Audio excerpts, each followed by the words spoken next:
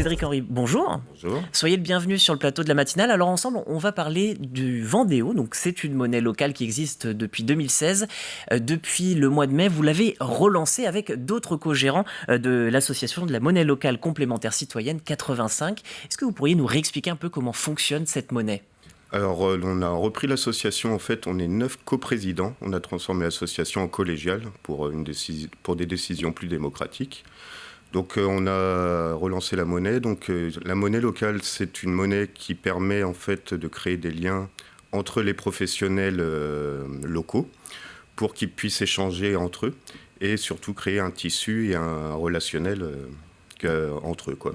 Oui, parce que si vous voulez, on en voit beaucoup des monnaies locales qui essaiment un petit peu à droite à gauche. Ce qui est marrant, c'est qu'il y a une espèce d'épicentre autour du pays des herbiers et de la châtaigneraie. Et puis petit à petit, ça vient sur La Roche-sur-Yon. C'était déjà le cas lors du premier lancement. Comment ça s'est fait quand vous avez repris ? Il a fallu réactiver ce réseau ? Alors le réseau en fait n'existait plus beaucoup à cause de la crise Covid qui a fortement impacté la monnaie. Donc on est un groupe des herbiers qui se connaissaient et qui avons décidé de la relancer.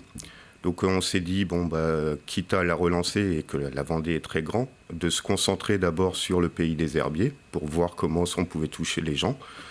Et donc à partir de là, on essaye de créer un bon réseau sur le pays des herbiers et du bocage pour justement essaimer au maximum sur la Vendée derrière. Alors, il y a une question forcément, c'est aussi pour ça qu'on vous a invité. Vous avez décidé de lancer une version numérique. C'est pour faciliter justement ce développement dans le reste du territoire vendéen ? Exactement, et surtout pour faciliter les échanges entre professionnels, parce que échanger des billets à longueur de temps entre professionnels est compliqué.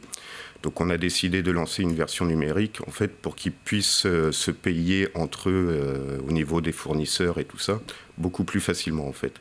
Et aussi parce que le numérique, c'est un peu l'avenir et que beaucoup de monnaies qui sont passées au numérique ont vu leur monnaie exploser, entre guillemets, exploser, quoi. Oui, vous avez peut-être des exemples d'ailleurs Donc il y a le Moneco qui est passé au numérique il y a un an ou deux, je crois, qui a eu énormément d'adhérents derrière qui sont venus parce qu'ils attendaient ça. Le SCO, qui est une des plus grosses monnaies d'Europe, qui est la plus grosse monnaie d'Europe et qui atteignent les 5 millions d'euros d'échangés. Donc, ce qui est conséquent. Et beaucoup de personnes et de professionnels qu'on va démarcher nous demandent le numérique parce que pour eux, ça sera beaucoup plus facile au niveau de la comptabilité, quoi. Oui, là, vous avez presque une centaine d'adhérents pour le moment. Ce lancement, il est prévu pour quand ? Vous n'avez pas encore de date ? Vous avez défini une date ? Alors, logiquement, ça sera pour le printemps. On a dans nos coprésidents un docteur en informatique qui s'en occupe, mais qui essaye de sécuriser au maximum l'application. Donc ça sera par Koinos en fait qui est un logiciel qui a été développé par les monnaies locales en France, donc en co-gestion un peu tout le monde, pour faciliter justement les lancements parce que ça coûte cher le numérique. Et donc logiquement on va le lancer normalement au milieu de printemps pour le Vendéo. Alors, avant donc que ce lancement se fasse, il y a toujours les billets en physique. Vous en avez, si vous voulez les montrer face à la caméra qui est juste en face de vous. J'en ai ramené quelques-uns. J'ai ramené le billet de 1 Vendéo, qui est à l'effigie du Marais Poitevin, par exemple. Le billet de 3, qui est à l'effigie du Mont des Alouettes.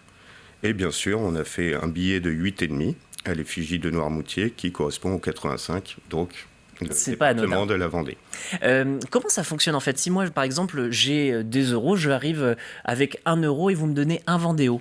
Alors, il faut adhérer d'abord à l'association, ce qui nous permet en fait de nous développer et de pouvoir justement passer au numérique, pouvoir créer des billets et tout ça, et des fêtes et aller intervenir dans les différents endroits.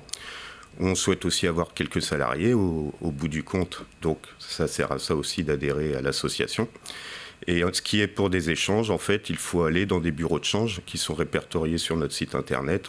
En fait, donc il y en a à La Roche-sur-Yon, il y en a aux Herbiers, il y en a... Et dans d'autres endroits, je ne les ai pas tous en tête. Et ce qui est important aussi de souligner, c'est qu'il y a presque 10 000 Vendéos en circulation actuellement.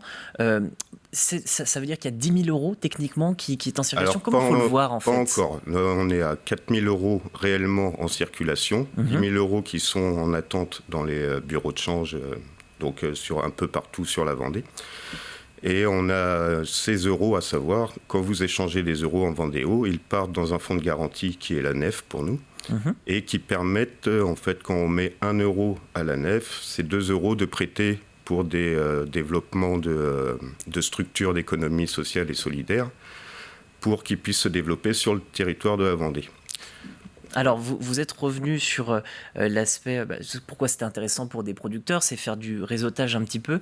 Pourquoi ça peut être intéressant en tant que citoyen de souscrire à ce genre de monnaie locale et complémentaire? Parce que justement, on soutient l'économie locale et l'économie du territoire en faisant circuler en fait la monnaie 6 ou 7 fois plus que l'euro. Un euro va circuler environ 2 fois.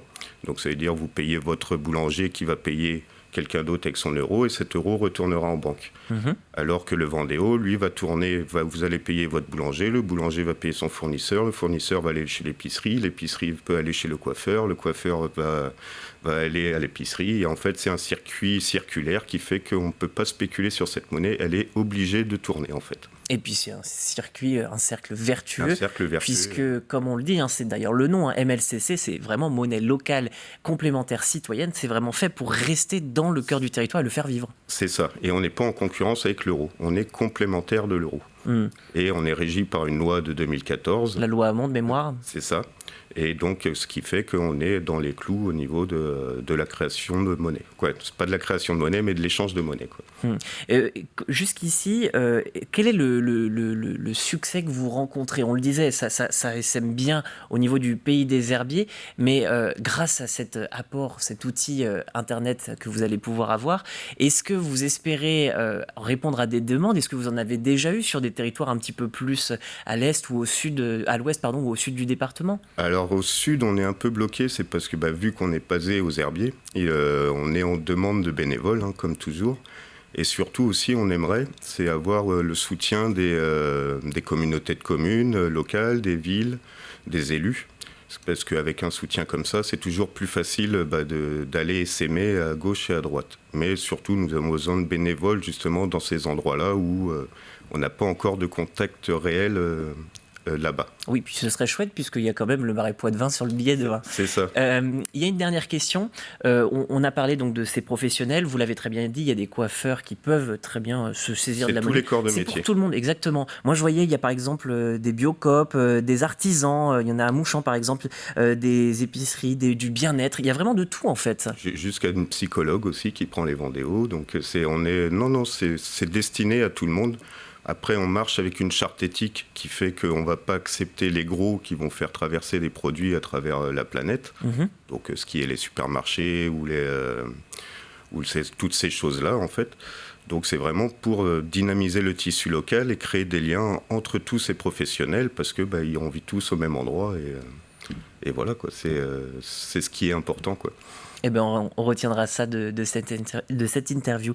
Merci en tout cas, Cédric Henry, d'avoir accepté notre invitation. Je rappelle pour nos téléspectateurs que vous êtes l'un des 9 coprésidents de la MLCC 85 et donc ce lancement prochainement au printemps de la version informatique de la monnaie locale, le Vendéo.